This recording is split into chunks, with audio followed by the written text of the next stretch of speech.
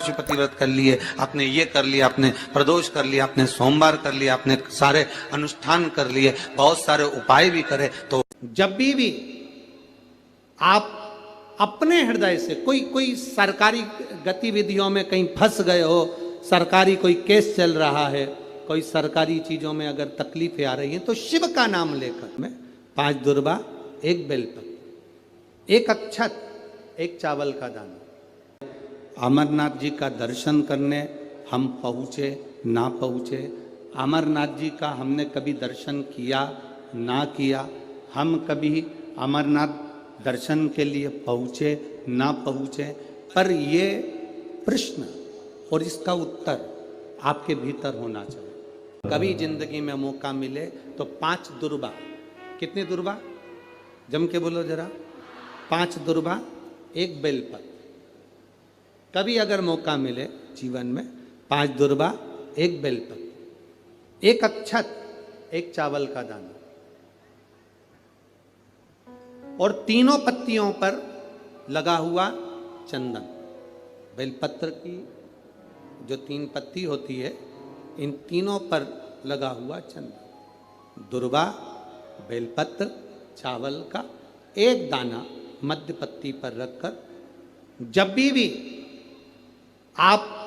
अपने हृदय से कोई सरकारी गतिविधियों में कहीं फंस गए हो, सरकारी कोई केस चल रहा है, कोई सरकारी चीजों में अगर तकलीफें आ रही हैं, तो शिव का नाम लेकर आप अपना कर्म जरूर करना, मेहनत जरूर करना, कर्म के साथ में शंकर पर विश्वास रखकर 1 अक्षत का दाना, 1 बेलपत्र, 5 दुर्बा हाथ में लेकर शिव का स्मरण कर कर श्री शिवाय नमस्तुभ्यम कहकर, अगर श्री शिवाय नमस्तुभ्यम भी नहीं कह सकते, पंचाक्षर मंत्र नमः शिवाय, षडाक्षर मंत्र ओम नमः शिवाय, या फिर श्री शिवाय नमस्तुभ्यम बोलकर शिव को जो स्थान आपको बताया है, स्थान देखा है ना, फिर ध्यान देंगे, अशोक सुंदरी से शिवलिंग के बीच की जो खाली जगह है, देख रहे हो आप लोग, एलईडीओं पर ध्यान देना, एलईडी और अपने अपने मोबाइल पर अगर आप कथा सुन रहे हो, या यहाँ पंडाल में कथा सुन रहे हो, या आस्था चैनल पर सुन रहे हो, तो वहाँ शिवलिंग, अशोक सुंदरी का स्थान, बीच में जो खाली जगह है, इस खाली जगह पर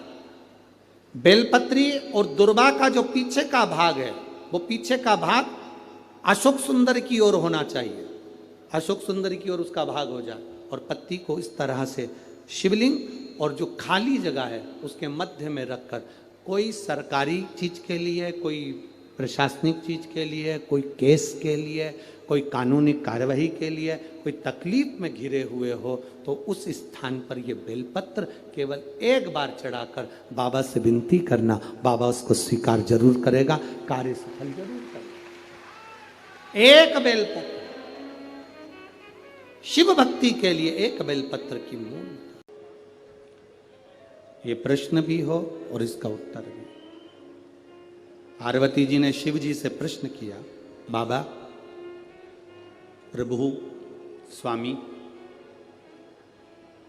आपके शरीर पर जो वस्तु आपने धारण करी है,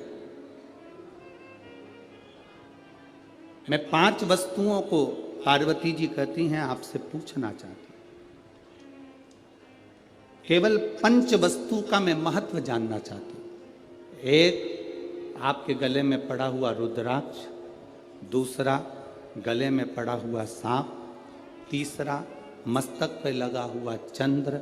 4, मस्तक पे रखी हुई गंगा, और 5वां,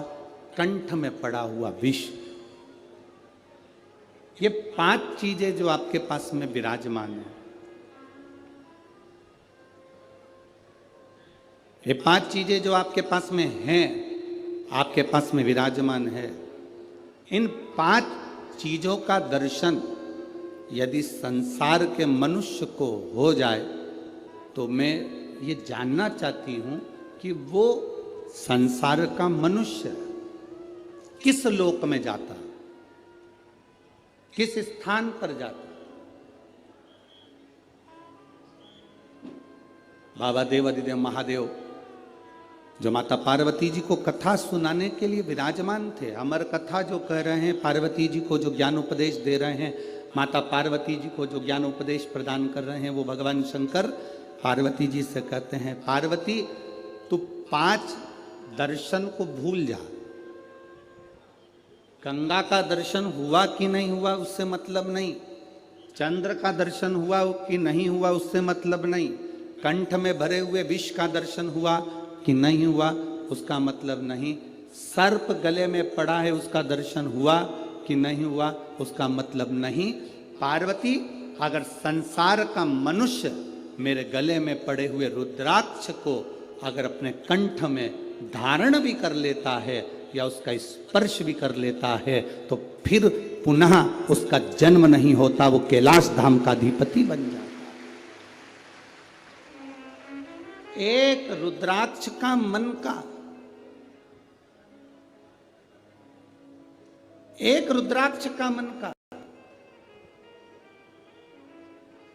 ये मनुष्य के जीवन को सुख प्रदान कर देता। श्री शिवाय नमस्तुभ्यम, सब बोलिए एक बार जमकर, श्री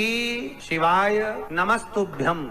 प्रैक्टिकल जरूर करना, कहीं सियोर वाला महाराज झूठ तो नहीं बोल रहा। शास्त्रों की बातें हमारे जीवन में हमें सुख प्रदान करे, इसलिए इस भाव का आनंद करते हुए आज की कथा को विराम देते हैं। श्री शिवाय नमस्तुभ्यम। मेरे चैनल को सब्सक्राइब करें, बेल आइकन प्रेस करें।